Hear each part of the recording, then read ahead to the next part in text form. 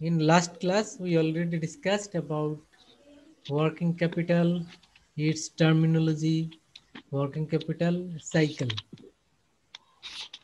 So and current asset also minus stated the current formula. liability. So now question is, what is working capital? বলো।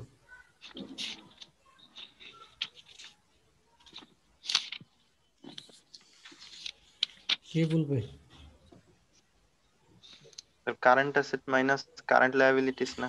Current assets minus current liabilities. Good. ঠিক আছে। What is current asset and what is current liabilities?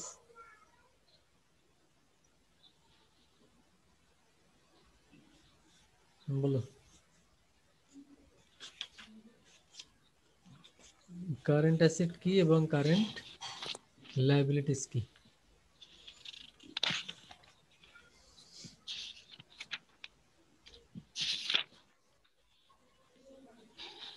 বলতে পারবে কি?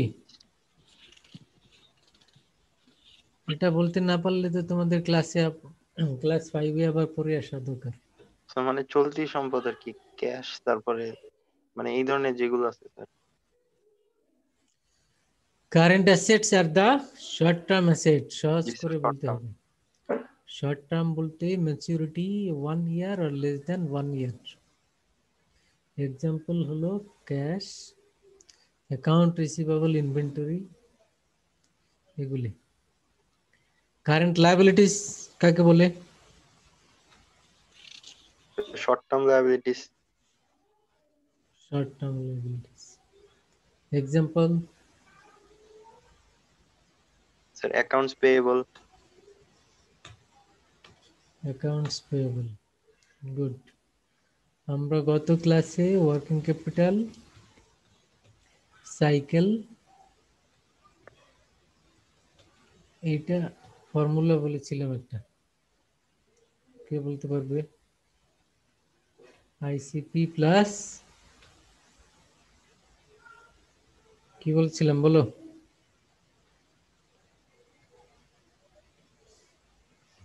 হুম,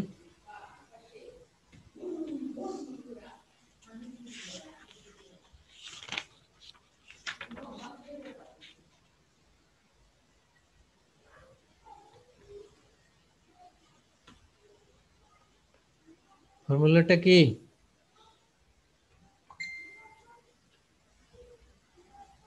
যে লিখে দিলাম, দেখতে পাচ্ছি না?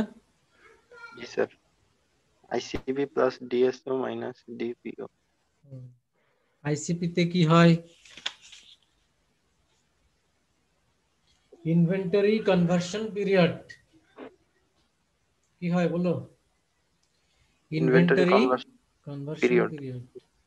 ডিএসএ তে, ডিএসএ তে কি হয়?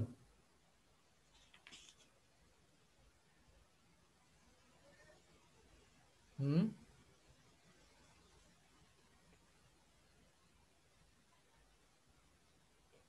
days sales outstanding,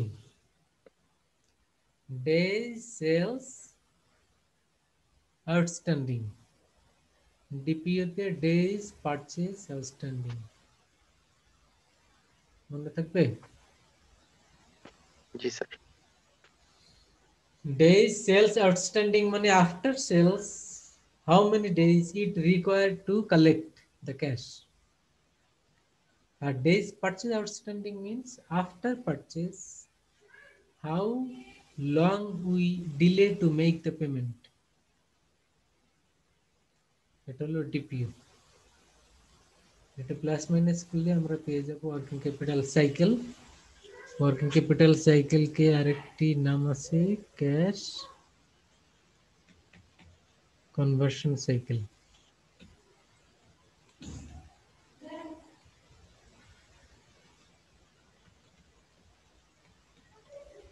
cash conversion cycle.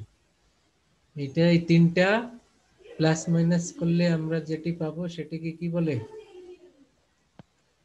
Cash conversion cycle. Cycle. বুঝছো?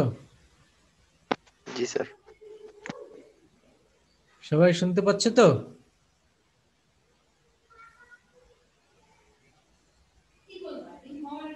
রিফাত,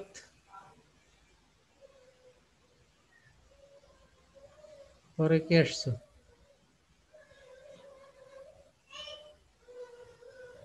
এই শুনতে পাচ্ছ না?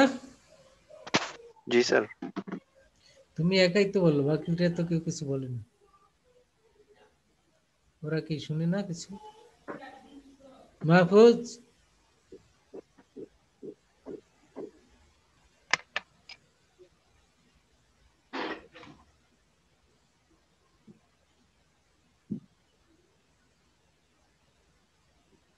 মাহফুজ শুনতে পাচ্ছ?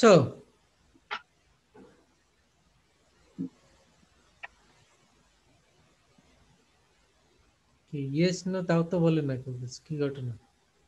স্যার মাহফুজের নেট প্রবলেম স্যার, এই কারণে মনে হয় উত্তর দিতে পারতেছে না।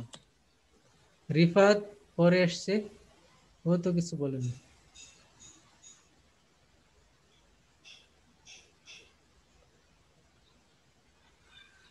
স্যার এর আগের ক্লাসের স্যার ভিডিওটা কি স্যার আপনি আপলোড করছেন স্যার? করি নাই মনে হয়। স্যার করেন নাই দেখে মনে হয় ঠিক মতো অ্যান্সার দিতে পারতেছি না। একটু করে দিয়েন স্যার। কেন ক্লাসে তো ছিলে? জি স্যার ছিলাম, আসলে রাত্রেবেলা শুয়ে শুয়ে আপনার ক্লাসটা দেখি তো তো আচ্ছা ঠিক আছে, তাহলে দিয়ে দিই। দেই নেই শিওর। জি জি না অনেক স্যার, নাই, অনেকগুলি গ্রুপে দিয়েছি, দেখি নাই। অনেকগুলি দিয়েছি, তাহলে মনে হয় অন্যগুলি দিচ্ছি, তোমাদেরটা দেয়নি মনে হয়। জি স্যার জি স্যার, আমাদেরটা দেন না, দিয়ে দেওয়ার কথা ছিল আসলে। হুম।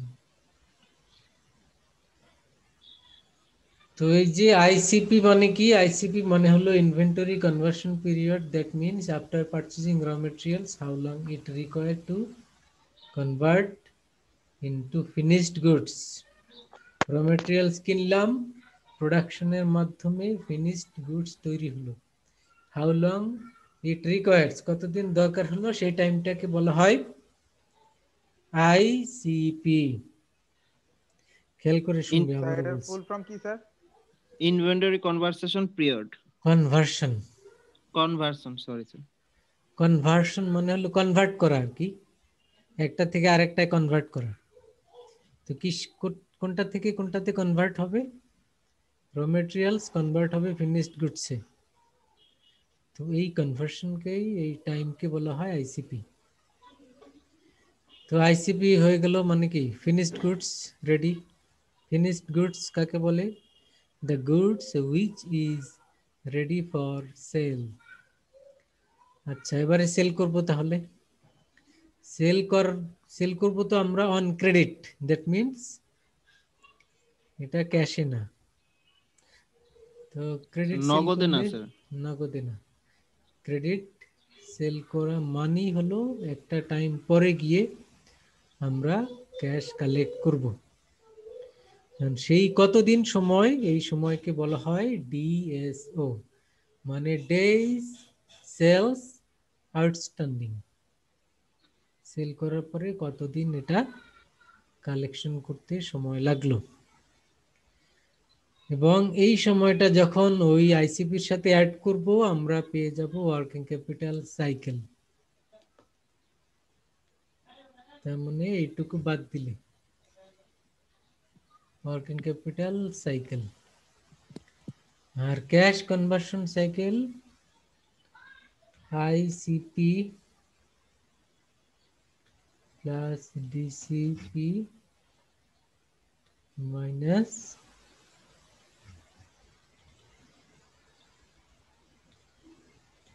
DSO minus DPO. এটা মাইনাস করলে আমরা পেয়ে যাব CCC, cash conversion cycle. And ডিপিওটা কি? ডিপিও হলো আমরা যখন র মেটেরিয়ালস কিনেছিলাম, সেটাও আবার অন ক্রেডিট বা বাকিতে কিনেছিলাম। তো এখন আমাদের এটা একটা ডিউ বা লায়াবিলিটিস, এটা তো পেমেন্ট করতে হবে। স্যার র মেটেরিয়াল গুলো বাকিতে কিনেছিলাম। জি, সবই তো বিজনেস ওয়ার্ল্ডে কেনা বেচা সবই অন ক্রেডিট, মানে বাকিতে। তুমি বিক্রি করবে সেটাও বাকিতে, তুমি কিনবে সেটাও বাকিতে। কথা বুঝছো? বিজনেস ওয়ার্ল্ডে ক্যাশ ট্রানজেকশন হয় খুবই কম, সব কিছু বাকি। আর বাকিতে হলে তোমার একটা সময় লাগবে পেমেন্ট করতে। তুমি যেহেতু বাকিতে কিনেছো, যতদিন সময় নিচ্ছে তুমি পেমেন্ট করার জন্য, সেই সময়কে বলা হয় ডিপিও, ডেইজ পারচেজ আউটস্ট্যান্ডিং, বা এটাকে পেয়াবল ডেফারাল পিরিয়ডও বলে। পেয়াবল ডেফারাল পিরিয়ড মানে পেমেন্ট করতে কতদিন দেরি হলো। তো এখন মনে করো আমরা র মেটেরিয়ালস কিনলাম আজকে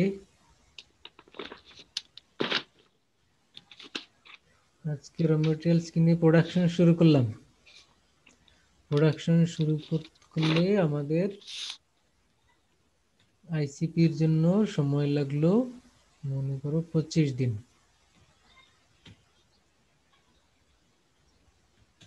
তারপরে সেল করলাম, সেল করার পরে এটা কালেকশন করতে আবার লাগলো মনে করো 12 দিন।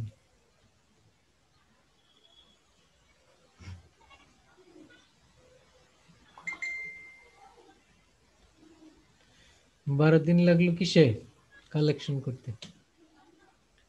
তারপরে আমরা যে কিনেছিলাম জি বাকিতে, আমরা পেমেন্ট করেছি 10 দিন পরে।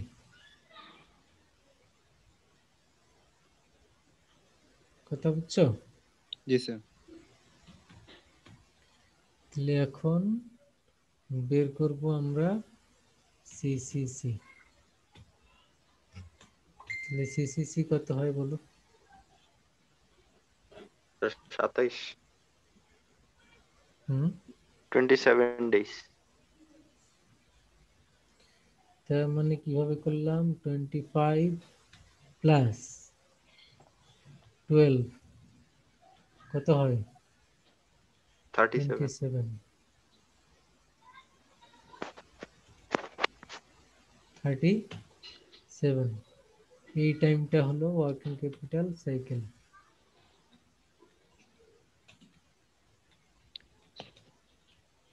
তো এখান থেকে ডিপিও বাদ দিলে,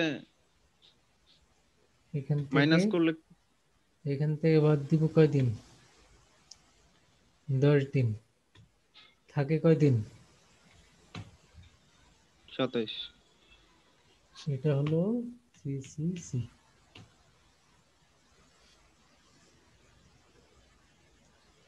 বুঝছো এবার? জি স্যার।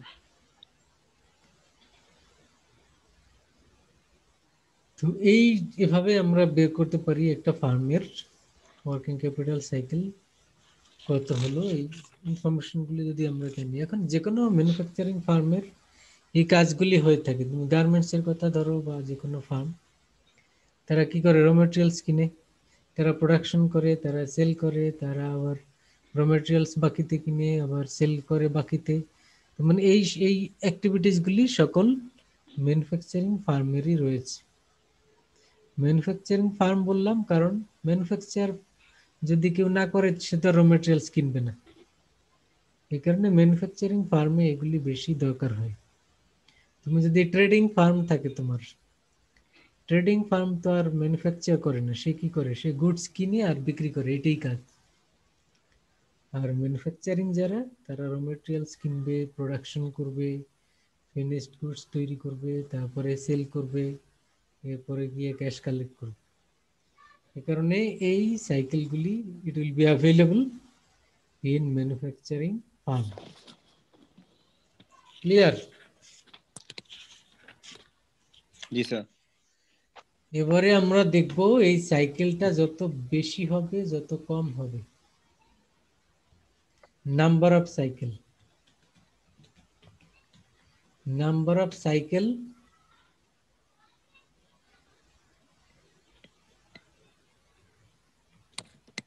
হায়ার আর লোয়ার।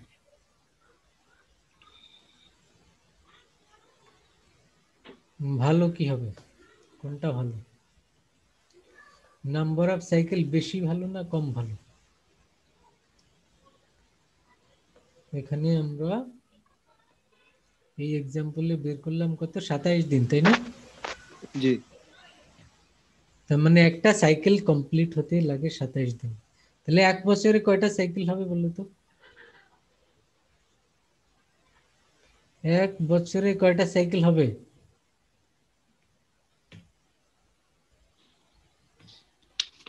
12টা। হুম,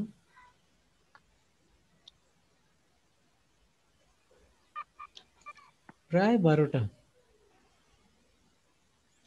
কারণ 30 দিন করে হলে তো 12টা হয়, এখানে 27 দিন, তো 12টার কাছাকাছি। স্যার 13.333 ভাগ করলে আর কি স্যার। তাহলে 13টা, 13টা হয় না? জি স্যার। ফুল 13টা হয়। তার মানে এক বছরে কয়টা সাইকেল কমপ্লিট হয়? 13টা সাইকেল। 13টা। 13টা সাইকেল কমপ্লিট হয় যদি আমাদের, আচ্ছা এখানে লিখলাম if CCC equal to 27, number of cycle 13. if CCC equal to 27 না হয়, এটা যদি হয় কত মনে করো 35 days,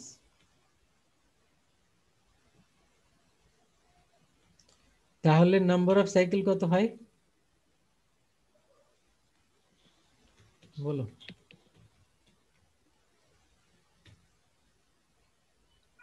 স্যার এক বছরে জি 10.28।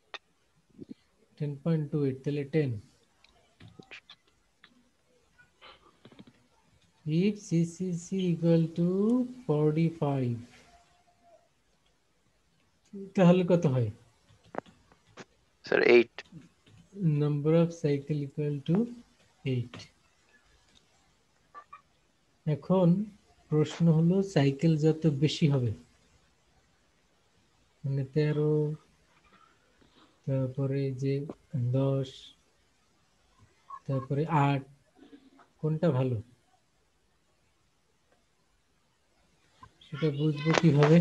বেশি হওয়া ভালো না কম হওয়া ভালো? একটা সাইকেল কমপ্লিট হলে মানে কি, মানে প্রোডাকশন সেল করে প্রফিট সহ আবার কালেকশন কমপ্লিট হয়ে গেল। স্যার তাহলে কম হওয়া স্যার ভালো। কম বেশি হওয়া হওয়া ভালো ভালো, স্যার। কম হওয়া ভালো। কেন? স্যার কম হলে যদি যত কম হবে তাহলে স্যার তত কম সময়ে প্রোডাকশন সেল করে স্যার আবার লাভ করা যাবে।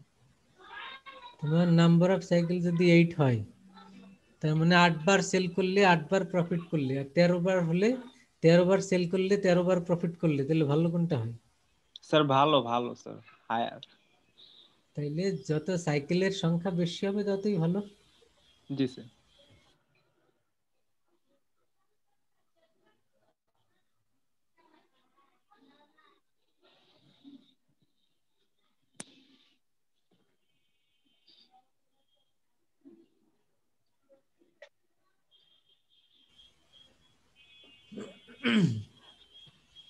তোমরা একটু হোল্ড করো, আমি এখনই আসছি।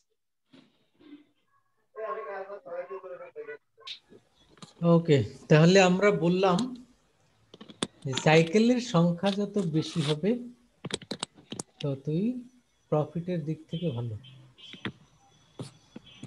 এটা তো স্যার বুঝছো সবাই? সাইকেল মানে কি স্যার, যতবার আমার এই মুনাফাটা যতবার ঘুরবে স্যার, না সরি মূলধনটা ক্যাপিটালটা যতবার ঘুরবে তত বেশি ভালো, এরকম কিছু একটা স্যার। মাঝখানে কথাগুলো গ্যাপ ছিল তো স্যার, বুঝতে পারিনি স্যার, শুনি নাই তো স্যার, নেটের প্রবলেম।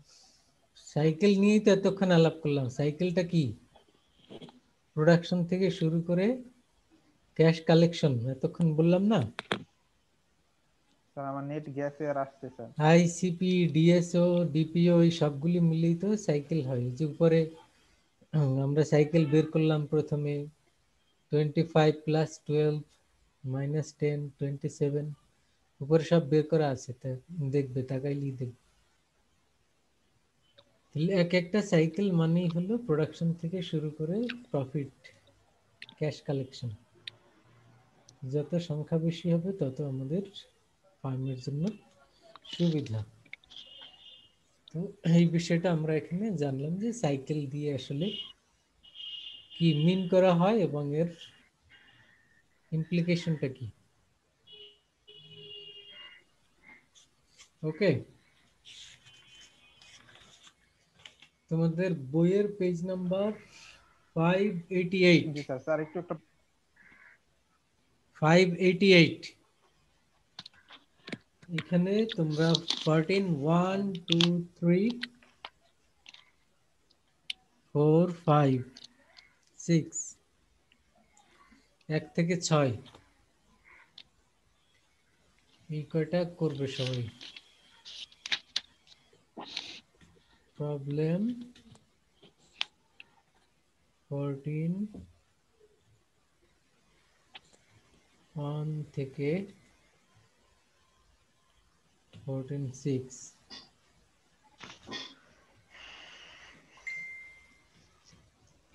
পেজ নাম্বার 6টা স্যার। জি 588। এই 6টা হোমওয়ার্ক থাকবে। এই যে এখন যেটা করলাম এই সবগুলি এভাবেই। এখন প্রশ্ন হলো আইসিপি যদি সরাসরি দেয়া থাকে তাহলে তো আমরা এখানে এভাবে বসালাম, আর যদি আইসিপি বের করতে হয় যে আইসিপিটাই বের করব তাহলে কিভাবে করব। যে বইয়ের মধ্যে আমরা 3টা ফর্মুলা দেখেছিলাম, ফর্মুলাগুলি কোথায় পাবে? 575 575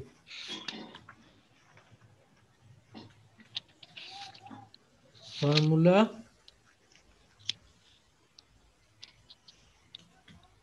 কোথায় পাবে? 575 নম্বর পেজে এবং 576। এখানে কি কি ফর্মুলা পাবে? আইসিপি ইনভেন্টরি এই সবগুলি ফর্মুলাই পাবে। আইসিপি, তারপরে ডিএসও এন্ড ডিপিও, এই 3টা ফর্মুলা ওখানে দেয়া আছে। এই ফর্মুলা দিয়ে এই 6টা ম্যাথই করা যাবে। ওকে, জি স্যার। জি স্যার। তাহলে এই চ্যাপ্টারে আমরা থিওরি যা পড়লাম এবং হোমওয়ার্ক যেটা ছিল আগে ওটা থিওরিটিক্যাল পার্ট, এবং আজকে যা পড়লাম তাহলে আমাদের এই চ্যাপ্টার কমপ্লিট হলো। এখন না বুঝলে বলো বা প্রশ্ন থাকলে বলো।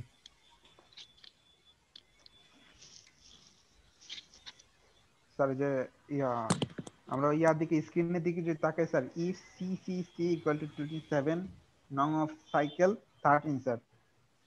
এরপরটা স্যার 35 দিন সাইকেল নাম্বার 10, এরপরটা হচ্ছে 45 দিন সাইকেল নাম্বার 8 স্যার। এখানে স্যার দিন যত কম হবে সাইকেল যত বেশি হবে সেটাই কি ধরবো স্যার? হুম, দিন যত বেশি হবে, কিসের দিন? স্যার ওই ক্যাপিটাল ওয়ার্কিং এর দিন যেগুলো। উপরেই তো লেখা আছে না, উপরে দেয়া আছে তো, দেখো উপরটা দেখলেই বুঝবে। তুমি মনে হয় শুরু থেকে শুনো না, এই জন্য বলতেছি। জি স্যার, ওর নেট প্রবলেম ছিল। হ্যাঁ, কারণ শুরু থেকে দেয়া আছে তো, কিভাবে সাইকেলের সংখ্যা বের করলাম ওই পাশেই তো ব্র্যাকেটে দেয়া আছে, এটা দেখলেই বুঝবে, সব দেয়া আছে এখানে। ঠিক আছে। যা যা বলেছি সব এখানে লেখা আছে। জি স্যার। তো এর জন্য আমরা এই ফর্মুলাগুলি ফলো করে এটা করবে, আর যেগুলি আমরা থিওরি বললাম ওগুলি করবে। এই চ্যাপ্টার আমাদের শেষ হলো তাহলে। আর টপিক তো সবাইকে দিয়েছি, পরে এসছো কে কে? টপিক পাওনি?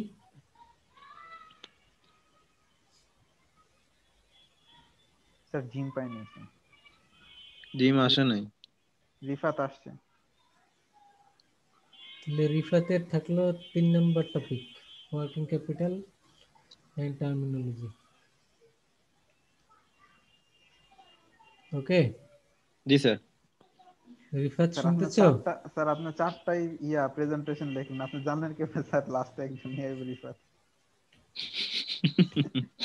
তোমরা তো 4-5 জনই ক্লাস করো,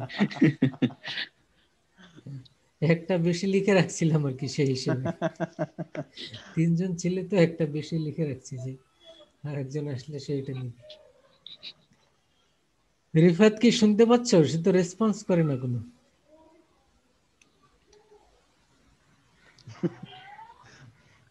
ঘুমাইতেছে মনে হয়। আচ্ছা, এখানে তো পরে ভিডিও দেখলেও পাবে, বা জিজ্ঞেস করলে তোমরা বলে দিও। টপিক হলো ওয়ার্কিং ক্যাপিটাল এন্ড টার্মিনোলজি। এটা কত নাম্বার পেজে আছে? একেবারে এই চ্যাপ্টারের শুরুতেই আছে। আমরা ওই আগের ক্লাসে এগুলি আর সব আলাপ করেছিলাম, পেজ নাম্বার 5, 6, 7।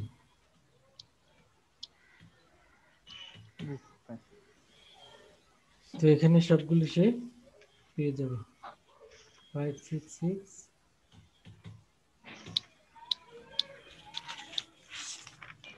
তাহলে এই চ্যাপ্টার আমাদের শেষ, আমরা নতুন চ্যাপ্টারে যাব।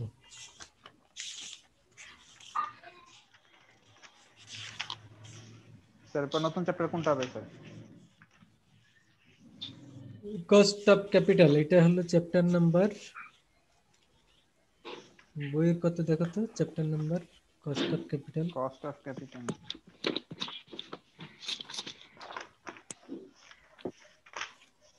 মূলধন ব্যয়। 11, the cost of capital, and name of the chapter is cost of capital, and chapter is 11. 449 sir, page number. Chapter 11, পাইছি স্যার। page number 449.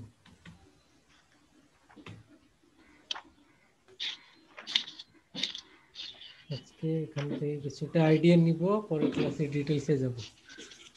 এখানে কি কি পড়বো দেখো।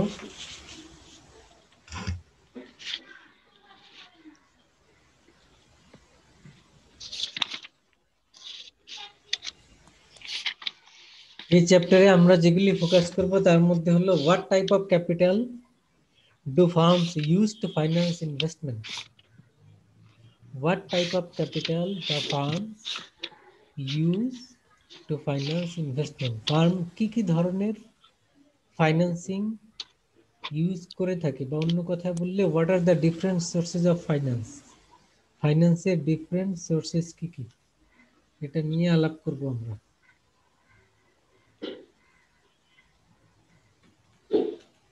Different sources of financing. অনেকের নেটে সমস্যা, এই জন্য আমি এবার লিখেও দিচ্ছি, না শুনলেও দেখে নিতে পারবো। ডিফারেন্ট সোর্সেস অফ ফাইন্যান্সিং, এটা নিয়ে আলাপ করব। Then what is cost of capital, এটা নিয়ে আলাপ করব। তারপরে আমরা আলাপ করব what is the cost of capital use to make financial decision. Cost of capital and financial decision. তো এগুলি বিষয় আমরা এখানে, আর ম্যাথমেটিক্যাল ক্যালকুলেশনও আছে, সেগুলি আমরা সময় পেলে করব। প্রবলেম সলভিং, এই চ্যাপ্টারে আমরা এগুলি শিখব। তো তোমরা বলো তো, যে একটা কোম্পানির সোর্সেস অফ ফাইন্যান্সিং কি কি, মানে কোন কোন সোর্স থেকে ক্যাপিটাল কালেক্ট করে সে। স্যার এটা ইন্টারনাল হতে পারে, তারপর আউটসোর্স হতে পারে। ইন্টারনাল হতে পারে স্যার কনজার্ভিং স্টোর, মানে সংরক্ষিত হইতে পারে, আয় মূলধন হতে পারে।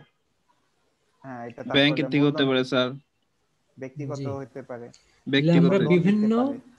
তোমাদের কথাই বুঝলাম, বিভিন্ন ভাগে আমরা এটা ভাগ করতে পারি বা বিভিন্ন ভাবে বলতে পারি। তো আমরা এখানে দুইটা ভাবে এখানে শিখবো, একটি হলো লং টার্ম, দুই ভাবে আমরা শিখব, যে long term and short term. তার মানে ফাইন্যান্সিং দুই ধরনের হবে, একটি হলো লং টার্ম আর একটি হলো শর্ট টার্ম। অল ফাইন্যান্সিং এ স্যার ফিক্সড ক্যাপিটাল বলে না স্যার, মিক্সড ক্যাপিটাল, মিশ্রিত মূলধন। Capital mix, capital mix. তো এখন long term and short term, তার মানে কিছু কিছু সোর্স রয়েছে যেগুলি লং টার্ম সোর্স, এবং কিছু কিছু সোর্স যেগুলি শর্ট টার্ম সোর্স। তো এখন আমরা যদি এটাকে আবার ডিটেলসে দেখি, যে লং টার্ম সোর্সের মধ্যে কি এবং শর্ট টার্ম সোর্সের মধ্যে কি। লং টার্মের মধ্যে আমরা পাবো share, bond, debenture, bank loan. কি কি পেলাম? Share, bond, debenture, bank loan. Short টার্মের মধ্যে কি? শর্ট টার্মের মধ্যে স্যার বাণিজ্যিক পত্র। শর্ট টার্ম বলতে তো আমরা বুঝলাম যে ম্যাক্সিমাম 1 ইয়ার। এর মধ্যে হতে পারে ব্যাংক ওভারড্রাফট, তারপরে কমার্শিয়াল পেপার, কম বাণিজ্যিক পত্র, কমার্শিয়াল পেপার। তারপরে শর্ট টার্ম ব্যাংক লোন হতে পারে, বিভিন্ন টাইপের শর্ট টার্ম ব্যাংক লোন আছে। তারপরে হতে পারে ট্রেড ক্রেডিট। ট্রেড ক্রেডিট মানে হলো পারচেজ অন ক্রেডিট, এটাও এক ধরনের লোন। আর একটি হতে পারে accruals. Accruals means service receive, payment is not made. তো দিজ আর দ্য সোর্সেস। এটা হলো লং টার্ম শর্ট টার্মের পয়েন্ট অফ ভিউ থেকে যদি বলি। আর তোমরা একটা ভাবে বলার চেষ্টা করেছিলে ইন্টারনাল এক্সটার্নাল। ওইভাবে বললে ইন্টারনাল সোর্সের মধ্যে রিটেন আর্নিংস, কোম্পানির ইন্টারনাল সোর্স বলে রিটেন আর্নিংস কে, মানে কোম্পানির নিজস্ব ফান্ড। এটা যদি সোল প্রপার্টরশিপ হয় তাহলে তো তোমার নিজের পকেটের টাকা। এটা যদি কোম্পানি হয় তাহলে হলো রিটেন আর্নিংস, এটা হলো ইন্টারনাল সোর্স। আর এক্সটার্নাল বাকি যা আছে সবগুলি এক্সটার্নাল। কথা বুঝছো? তাহলে এই যেটা ক্যাপিটাল মিক্স বললে, এটাকে আমরা বলতে পারি ক্যাপিটাল স্ট্রাকচার। এই ক্যাপিটাল স্ট্রাকচারের মধ্যে কি কি source? Sir internal external source এটা। জি স্যার। মানে সবগুলি সোর্সই তো হতে পারে। তার মানে স্ট্রাকচার বলতে আমরা এরকমের একটা যদি ধরি, যেটা একটা ক্যাপিটাল স্ট্রাকচার। এখন এর মধ্যে কি কি হতে পারে? এর মধ্যে অনেকগুলি সোর্স হতে পারে।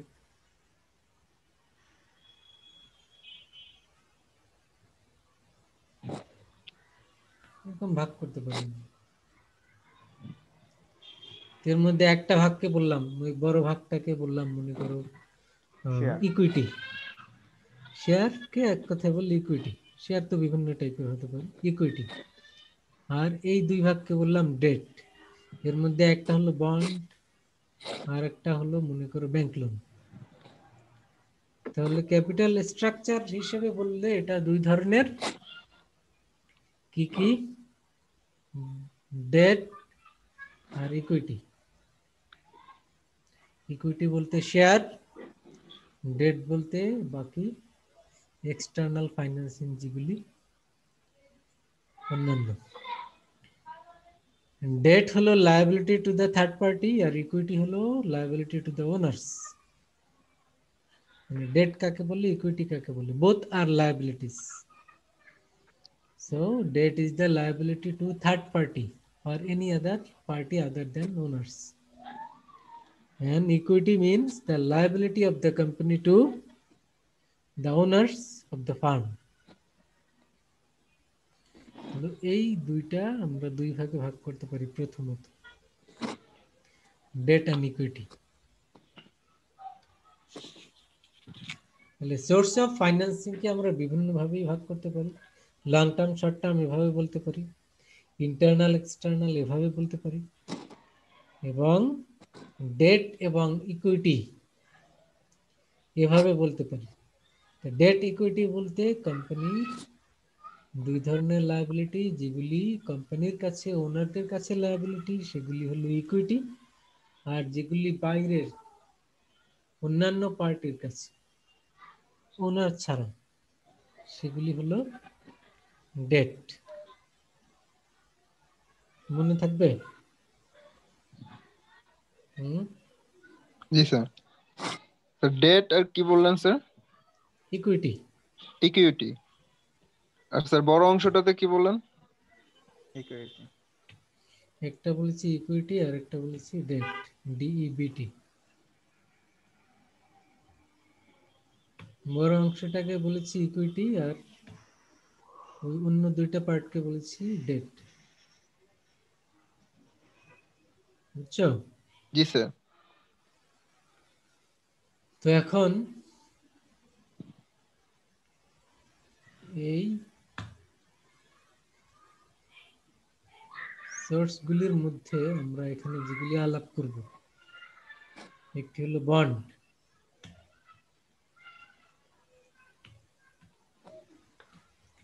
সোর্সেস কি কি? একটি হলো বন্ড,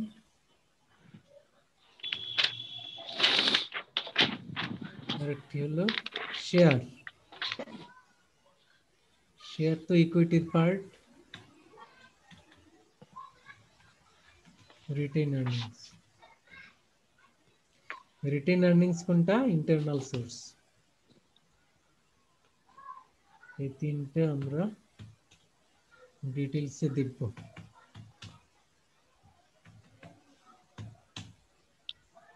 কি কি? Bond, share, retained earnings. বুঝছো? তাহলে আমরা যে বিষয়টি আলাপ করতে চাচ্ছি সেটি হলো cost of capital. What do you mean by cost of capital? তাহলে কস্ট অফ ক্যাপিটাল বলতে আমরা কি বুঝবো? ক্যাপিটাল বলতে তো আমরা এতক্ষণ আলাপ করলাম যে এর মধ্যে অনেক সোর্স আছে, আর কস্ট বলতে তো আমরা বুঝি। Sir, cost of a capital, one side of demand of both side. That means internal side equity, that's mean honor, and the other side of liability, that the debater. মানে cost of capital হলো কি sir, মানুষ যা যদি ভিতরে হয়ে থাকে তাহলে স্যার মালিকের একটা চাহিদা এই ক্যাপিটাল থেকে, আর যদি এটা বাইরের কথা চিন্তা করি তাহলে স্যার পাওনাদারের একটা চাহিদা এখানে। কি চাহিদা? স্যার এখানে তারা যে চাহিদার ক্যাপিটাল চাহিদা চাহিদার আমার বিষয় তো না, এখানে ডিমান্ডের বিষয় তো নাই, এখানে কোনো, এখানে কস্টের বিষয়। কষ্টের বিষয়, মানে সে যদি আমি যদি কত হলে স্যার আমি যদি পণ্য কোথাও বিনিয়োগ করি মূলধনটা এখান থেকে, যে আমার একটা যে একটা অধিকার আছে, এটা হতে পারে স্যার ওই এই ক্যাপিটালের কস্ট। যদি আমি এখান থেকে মুনাফাটা অর্জন করি, যদি আমি রাখি এখানে কনজিউম করে মুনাফাটা, এটা হবে স্যার ক্যাপিটালের কস্ট। আবার আরেক দিক থেকে যদি আমার পাওনাদার, এখানে যদি আমি পাওনাদারকে টাকাটা পরিশোধ করি এবং এর ফলে যে বাড়তি টাকা যেটা ঋণ আর বা আমার যে টাকা দিয়ে সুদের হার সুদ দিই, যে ক্যাপিটালের পাশে যে সুদটা দেওয়া লাগতেছে স্যার, পার্সেন্টেজ অফ আর স্যার, এটা হলো স্যার ক্যাপিটাল কস্ট। তুমি তো আরো স্যার জটিল হয়েছে করে ফেললে সহজ বিষয়টা। এটা। এত জটিল করার দরকার নাই তো। এখানে দুইটা ওয়ার্ড, একটা হলো কস্ট আর একটা হলো ক্যাপিটাল। কস্ট অফ ক্যাপিটাল বলতে আমরা ক্যাপিটালের কস্ট বুঝবো, আর সেটা মানেটা কি? সহজভাবে বলতে যে ক্যাপিটালের মধ্যে তো অনেকগুলি সোর্স আছে, এখানে আমরা মেজর তিনটা সোর্সের নাম বললাম। তার মানে তুমি যদি এইসব সোর্স থেকে ক্যাপিটাল কালেক্ট করো, তোমার কত খরচ হবে বা কত কস্ট হবে, সেটাই হলো কস্ট অফ ক্যাপিটাল। মানে বন্ড থেকে কালেক্ট করলে কত কস্ট পড়বে, শেয়ার থেকে কালেক্ট করলে কত কস্ট পড়বে, রিটেন আর্নিংস বা সেলফ ফাইন্যান্সিং থেকে কালেক্ট করলে কত কস্ট পড়বে, এগুলিতে আলাদা আলাদা কস্ট পড়বে। কিন্তু সেটাকে যদি আমরা ওয়েটেড অ্যাভারেজ করি, মানে অ্যাভারেজ কস্ট বের করি, সেটা কি আমরা বলবো কস্ট অফ ক্যাপিটাল। অর্থাৎ ফান্ড কালেকশন করব যে ডিফারেন্ট সোর্স থেকে, ওর যে অ্যাভারেজ একটা কস্ট পড়বে, একটা সোর্স হলে তো আমরা বলতাম যে কস্ট অফ ফান্ড, একটা সোর্স হলে আমরা বলতাম কি কস্ট অফ ফান্ড। আর এখানে একটা সোর্স যেহেতু না, এ কারণে আমরা বলছি কি কস্ট অফ ক্যাপিটাল। তার মানে কি cost of capital and cost of fund কি এক জিনিস? না। এক না। ফান্ড বলতে তো আমরা একটা সোর্স মিন করি, বন্ড, বন্ড একটা সোর্স, এটা হলো কস্ট অফ ফান্ড। আবার শেয়ার থেকে করলে ওটা আরেকটা কস্ট অফ ফান্ড। তো এখানে ক্যাপিটাল মানে তো আর একটা সোর্স না, ক্যাপিটাল বলতে বোঝায় অনেকগুলি সোর্স, এতক্ষণ যেগুলি আমরা বললাম বিভিন্ন সোর্স। তাহলে কস্ট অফ ক্যাপিটাল বলতে এই বিভিন্ন সোর্স থেকে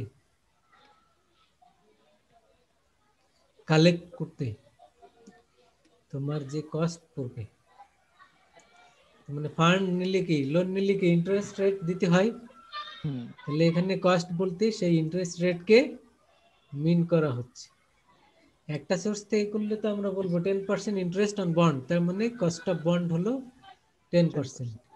আবার শেয়ার থেকে করলে তো শেয়ারের আরেকটা রেট আছে। তো এরকমের ভিন্ন ভিন্ন সোর্সের বিভিন্ন রেট আছে। তাহলে কস্ট অফ ক্যাপিটাল বলতে সবগুলি একসাথে average.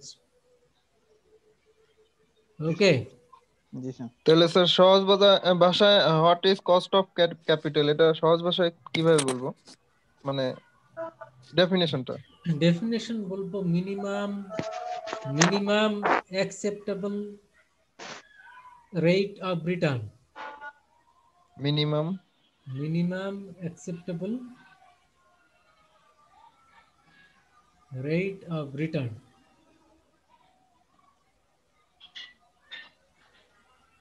Minimum acceptable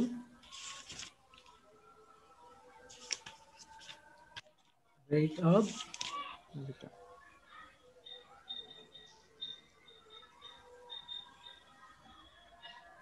return from firm's investment.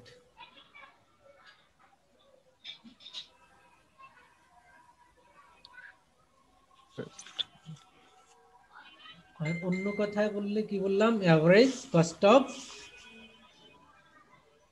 কি বলছিলাম, average cost of funds, average cost of funds.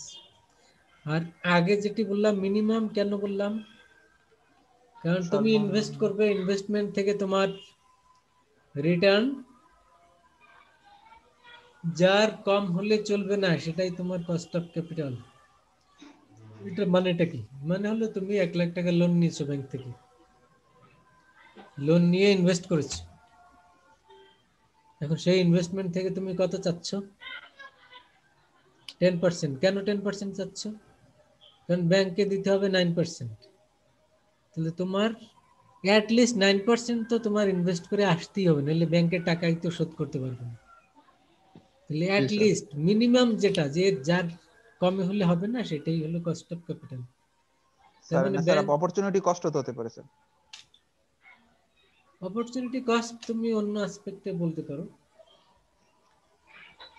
কিন্তু এখানে ইনভেস্টরের পয়েন্ট অফ ভিউ এবং লেন্ডারের পয়েন্ট অফ ভিউ, তুমি ব্যাংক থেকে লোন নিলে, ব্যাংক থেকে তুমি লোন নিয়েছো, তাহলে তুমি কি বড়োয়ার, তাহলে ব্যাংকে তোমাকে ইন্টারেস্ট পেমেন্ট করতে হবে।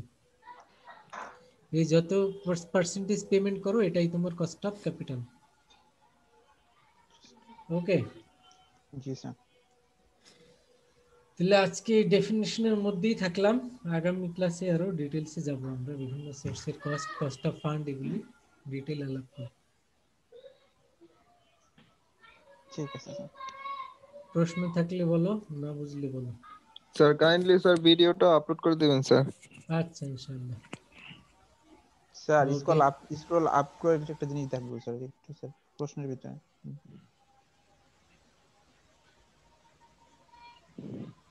কোনটা? আরেকটু নিচে স্যার। স্যার যে চ্যাপ্টার 11 যে প্রশ্নগুলো স্যার।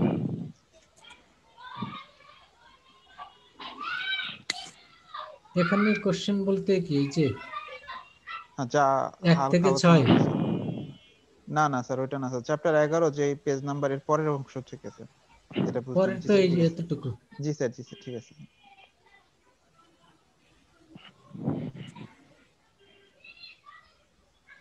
ওকে, তাহলে এখানে আজকে আমরা শেষ করি, যদি কোনো প্রশ্ন না থাকে।